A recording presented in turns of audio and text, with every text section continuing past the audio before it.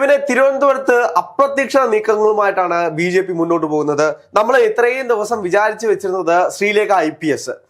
ഒന്നാലോചിച്ച് നോക്കൂ, ഒരു ചെറിയൊരു കൗൺസിലറായിട്ട് മത്സരിക്കുകയാണ്. ഒരു IPS ഓഫീസറായി വലിയൊരു പോലീസ് മേധാവികളുടെ വലിയൊരു പദവിയിലിരുന്ന ഒരാൾ കൗൺസിലറായിട്ട് മത്സരിക്കുകയാണ്. നമ്മൾ കരുതിയത് എന്താണ്, തിരുവനന്തപുരത്തിന്റെ മേയറായിട്ട് ശ്രീലേഖ IPS വരുമെന്നാണ് കരുതുന്നത്. പക്ഷെ അപ്രതീക്ഷിത ട്വിസ്റ്റ് ആണുള്ളത്. VV രാജേഷ് ആയിരിക്കും തിരുവനന്തപുരം മേയർ എന്നുള്ള വാർത്തയാണ് പുതിയതായി വാർത്തകളിൽ.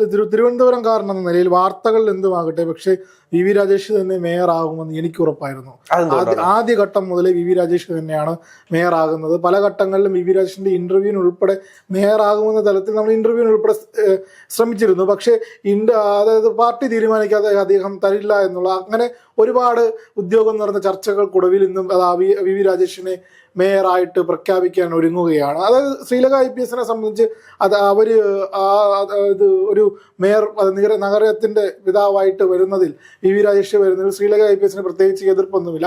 പക്ഷെ RSSന്റെ താല്പര്യം, RSSന്റെ സംസ്ഥാന ഘടകത്തിനായാലും തിരുവനന്തപുരം ഘടകത്തിനായാലും താല്പര്യം VV രാജേഷ് നഗരപിതാവായിട്ടാണ് വരുന്നത്. അല്ല, ഒരു ക്വാളിഫിക്കേഷൻ നോക്കുകയാണെങ്കിൽ IPS പദവിയിലിരുന്ന ശ്രീലേഖ IPS പോലീസ് മേധാവിമാരുടെ ഏറ്റവും തലപ്പത്തിരുന്ന ഒരാൾ, അധികാര വികേന്ദ്രങ്ങളെല്ലാം കൈകാര്യം ചെയ്യാൻ അറിയാവുന്ന ഒരാൾ, അത്രയും അക്കാഡമിക്കലി പോലും അത്രയും ഉയർന്നു നിൽക്കുന്ന ലെവലിലുള്ള ഒരാൾ. അപ്പോൾ അങ്ങനെയുള്ള ഒരാൾ അധികാരത്തിൽ വന്നു കഴിഞ്ഞാൽ വരാൻ പോകുന്ന മാറ്റങ്ങൾ അത് BJPക്ക് തന്നെ വലിയൊരു മുന്നേറ്റമായിരിക്കുന്നത്. ഒരു സ്ത്രീയെ അവിടെ മേയറായിട്ട് പരിഗണിക്കുന്നു. കാരണം ആര്യരാജേന്ദ്രൻ ആയിരുന്നു കഴിഞ്ഞ തവണ. ആര്യരാജേന്ദ്രനുമായി ബന്ധപ്പെട്ട് ഇത്രയേറെ വിഷയങ്ങൾ തിരുവനന്തപുരത്ത് ഉണ്ടായിരുന്ന ഒരു സാഹചര്യത്തിൽ അവിടെ ഒരു മറുപടിയായിട്ട് ശ്രീലേഖ IPS വരുമെന്നാണ് എല്ലാവരും പ്രതീക്ഷിച്ചത്. ഈ ഘട്ടത്തിൽ എനിക്ക് ഓർമ്മ വരുന്നത് CPMന്റെ ജില്ലാ സെക്രട്ടറി ആയിട്ടുള്ള V ജോയ് പറഞ്ഞ പരാമർശമാണ്. അത് പൊളിറ്റിക്കലി ഇൻകറക്റ്റ് ആണെങ്കിലും അദ്ദേഹം പറഞ്ഞത് ഒരു പട്ടിക എത്താൽ കുഴിച്ചിടാൻ ഇത്രയും അഡ്മിനിസ്ട്രേഷൻ, അതായത് അവരൊരു നിൽക്കുന്ന ഒരു അഡ്മിനിസ്ട്രേഷൻ, ഒരു IPS തലം എന്ന് പറയുന്നത് എപ്പോഴും ഉപചാര വൃന്ദങ്ങൾ ഉണ്ടായിരുന്ന ഒരു ടീമാണ്.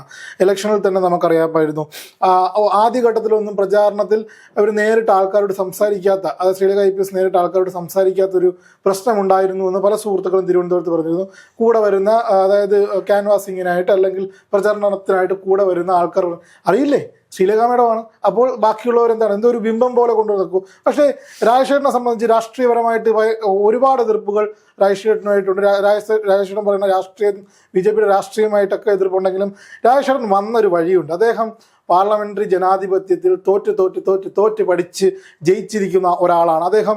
നോക്കൂ, കഴിഞ്ഞ നിയമസഭാ തെരഞ്ഞെടുപ്പ് സമയത്ത് എൻ്റെ മണ്ഡലമായ നെടുമങ്ങാട് മണ്ഡലത്തിൽ നിന്ന് വലിയ രീതിയിൽ വോട്ട് പിടിച്ച് മാറ്റിയതിനു ശേഷമാണ് കഴിഞ്ഞ തവണ, അതായത് അവിടെ C ദിവാകരൻ ജയിക്കുന്നത്, അവിടെ പാലോട്ട് രവിയെ തോൽപ്പിച്ച് ജയിക്കുന്നത്. അതെങ്ങനെയാണ്? അവിടെ മത്സരിപ്പിക്കാൻ വെച്ചിരുന്നത് ഹരിപ്പാട് രമേശ് ചെന്നിത്തലയ്ക്കെതിരെയാണ് മത്സരിപ്പിക്കാൻ വെച്ചിരുന്നത്.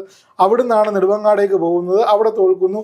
ഒരുപാട് പാർലമെന്ററി എക്സ്പീരിയൻസും പൊതുപ്രവർത്തനത്തിൽ എക്സ്പീരിയൻസും ജനങ്ങളെ കൈകാര്യം ചെയ്യുന്നതിലുള്ള എക്സ്പീരിയൻസും മറ്റൊരു ഘടകമായി അവിടെ ശ്രീലേഖയ്ക്ക് അക്കാഡമിക് നിലവാരമൊക്കെ നിൽക്കുന്നെങ്കിലും ആളുകളുടെ ഇടയിലേക്ക് ഇറങ്ങി പെനട്രേറ്റ് ചെയ്യുന്നതിൽ രാജേഷേട്ടൻ അല്ലെങ്കിൽ VV രാജേഷിന് ഉള്ളിടത്തോളം ഒരു പ്രതിഭ ഇവർക്ക് തെളിയിക്കാൻ കഴിയുമെന്ന് തോന്നുന്നില്ല.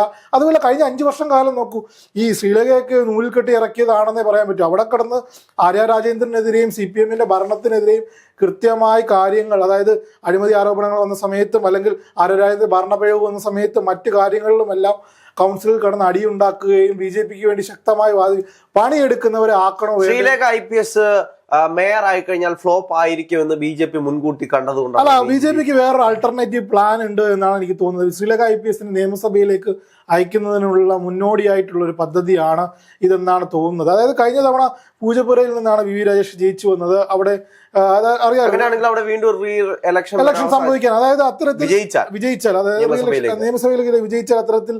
അപ്പോൾ ഞാൻ കഴിഞ്ഞ ദിവസങ്ങൾ തിരുവനന്തപുരത്തെ ജനങ്ങൾ കൗൺസിലറിൽ നിന്നും നിയമസഭയിലേക്ക് വിടാൻ തയ്യാറാവുമോ? അല്ല, അതായത് കഴിഞ്ഞ വർഷത്തെ അല്ലെങ്കിൽ കഴിഞ്ഞ പ്രാവശ്യത്തെ പാറ്റേണുകളൊക്കെ നോക്കിയാൽ സെലിബ്രിറ്റികൾ, ഇപ്പോൾ ശ്രീശാന്ത് മുതൽ ഇങ്ങോട്ടുള്ള സെലിബ്രിറ്റികളെ എടുത്തു നോക്കിയാൽ വളരെ വലിയ, ഇപ്പോൾ വിവേക് ഗോപനായാലും അതേപോലെ സിനിമ സീരിയൽ താരങ്ങൾ കൃഷ്ണകുമാർ, സുരേഷ് ഗോപി, അങ്ങനെ സിനിമ സീരിയൽ താരങ്ങൾ അല്ലെങ്കിൽ ജോലിയിൽ നിന്ന് വിരമിച്ച ബ്യൂറോക്രാറ്റ്സ്, ഇവരെ എല്ലാവരെയും അടങ്ങുന്ന ഒരു പാനലായിരിക്കും ഈ പ്രാവശ്യം BJP സെറ്റ് ചെയ്യാൻ പോകുന്നത്.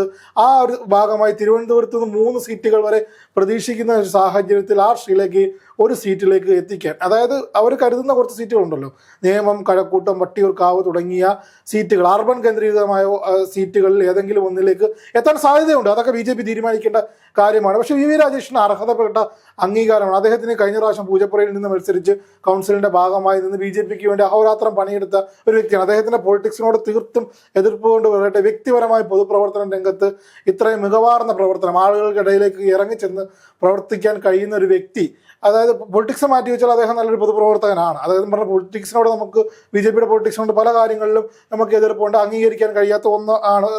അല്ല, ഇപ്പോ BJPയുടെ പൊളിറ്റിക്സിനെ പറ്റി പറയുമ്പോൾ കഴിഞ്ഞ ദിവസങ്ങളിലെല്ലാം സോഷ്യൽ മീഡിയയിൽ ട്രെൻഡായിട്ട് നിൽക്കുന്ന കുറച്ച് റീൽസ് ഉണ്ട്. ആ റീൽസിന്റെ പ്രധാനപ്പെട്ട കാര്യം എന്ന് വെച്ച് കഴിഞ്ഞാൽ തിരുവനന്തപുരം നഗരസഭയിൽ ആളുകൾ സത്യപ്രതിജ്ഞ ചെയ്യുമല്ലോ. അപ്പൊ സത്യപ്രതിജ്ഞ ചെയ്യുന്നതുമായി ബന്ധപ്പെട്ട് അതെ അതെ അതെ കൃത്യമാണ്. അതായത് ആറ്റുകാലമ്മയുടെ നാമത്തിൽ, പത്മനാഭസ്വാമിയുടെ നാമത്തിൽ, അല്ലെങ്കിൽ ഗുരുവായൂരപ്പന്റെ നാമത്തിൽ, അല്ലെങ്കിൽ അയ്യപ്പന്റെ നാമത്തിൽ എന്നൊക്കെ പറയുന്നത് ഗണഗീതം പാടുന്നു. അത് കഴിഞ്ഞ് അവസാനമായിട്ട് കോംപ്ലിമെന്ററി ആയിട്ട് കോൺഗ്രസിന്റെ നേതാവിന്റെ അത് IP ബിനുവിനെ പോലെ ഒരു നേതാവിനെയൊക്കെ ജയിപ്പിച്ചു വിട്ട കുന്നുകുഴിക്കാർ ഇത് കാണണമെന്ന് എനിക്ക് പറയുന്നുള്ളൂ. അദ്ദേഹത്തിന്റെ രാഷ്ട്രീയത്തെ നമ്മൾ ചേർത്ത് നിർത്താൻ, അദ്ദേഹം IP ബിനു എന്ന പൊതുപ്രവർത്തകൻ എന്തായിരുന്നു എന്ന് കുന്നുകുഴിക്കാർക്കും അവിടെ ഉള്ളവർക്കൊക്കെ അറിയാം. അത് മേരി പുഷ്പത്തെയൊക്കെ ജയിപ്പിച്ചു വിടുന്ന ഒരു സാഹചര്യത്തിൽ ചിന്തിക്കേണ്ടതായിരുന്നു.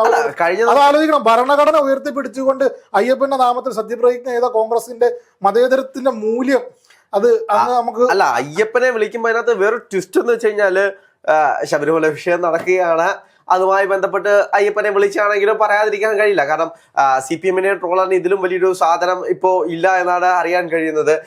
പോറ്റിയെ കയറ്റിയ പാട്ടിന് ശേഷം സ്വാമിയെ ശരണം അയ്യപ്പ വിളിച്ചു കഴിഞ്ഞാലും അവിടെ അപ്പോഴും ചോദ്യം വരുന്നത് BJPയും കോൺഗ്രസും തമ്മിൽ പിന്നെ എന്താണ് വ്യത്യാസം എന്നാണ്. കോൺഗ്രസ് കഴിഞ്ഞ ദിവസങ്ങൾ പൊളിറ്റിക്സ് പറയുകയും സത്യപ്രതിജ്ഞാ വേദിയിൽ ഇതേപോലുള്ള സ്വാമിയുടെ പേരിലും അല്ലെങ്കിൽ ഇതേപോലെ ഗുരുവായൂരപ്പന്റെ പേരിലും ഒക്കെയാണോ സത്യപ്രതിജ്ഞ ചെയ്യേണ്ടത്? അതും വേറൊന്നുമല്ല, വെറുതെ ആണെങ്കിൽ പോട്ടെ എന്ന് വെക്കാം. ഭരണഘടന ഉയർത്തിപ്പിടിച്ചുകൊണ്ട് ഇത്തരത്തിലുള്ള സത്യപ്രതിജ്ഞയൊക്കെ ചെയ്യുന്നത് അത് കോൺഗ്രസ് പരിശോധിക്കേണ്ടതാണ്. അപ്പോൾ അവിടെ നിന്ന് ജയിപ്പിച്ചു വിട്ട ജനങ്ങൾ ഇതൊക്കെ കാണുന്നുണ്ടല്ലോ. വി രാജേഷിലേക്ക് തിരിച്ചു വരുമ്പോൾ വി രാജേഷ് നല്ലൊരു നഗരപിതാവാകും എന്ന് തന്നെയാണ് കണക്കുകൂട്ടലുകൾ പറയുന്നത്. അദ്ദേഹം ഇനി പക്ഷേ ഒരു കാര്യമുണ്ട്, ഇനി 6 മാസത്തേക്ക് കഴിയുമ്പോഴത്തേക്കും അവർക്ക് കേവല ഭൂരിപക്ഷമില്ല, ഒരു സീറ്റും കൂടെ തികയ്ക്കേണ്ട സാഹചര്യമുണ്ട്. സ്വതന്ത്രൻ ആരെ പിന്തുണയ്ക്കും? കഴിഞ്ഞ 2 ദിവസങ്ങളിൽ നടന്ന ചർച്ച എന്ന് പറയുന്നത് പാറ്റൂർ രാധാകൃഷ്ണൻ എന്ന് പറയുന്ന അവിടുത്തെ സ്വതന്ത്രൻ കുമാരപുരം വാർഡിൽ നിന്ന് ജയിച്ചു വന്ന അദ്ദേഹം BJPയെ പിന്തുണയ്ക്കുമെന്നാണ് പറയുന്നത്. പക്ഷെ ആ കാര്യത്തിലൊന്നും ഒരു നീക്കുപോക്ക് ഉണ്ടാകുന്ന ഒരു സാഹചര്യമില്ല. 6 മാസം കൊണ്ട് തെളിയിക്കേണ്ട ഒരു സാഹചര്യമേ ഉള്ളൂ. അപ്പോഴാണ് കേവല ഭൂരിപക്ഷത്തിലേക്ക് സാങ്കേതികമായി തെളിയിച്ചാൽ മതി എന്നൊരു ക്ലോസ് നിലനിൽക്കുന്നുണ്ട്. അപ്പോൾ അതുകൊണ്ട് തന്നെ അപ്പോഴത്തേക്ക് തെളിയിച്ചെടുത്താൽ ഭരണം സുഖകരമായിട്ട് മുന്നോട്ട് കൊണ്ടുപോകാം.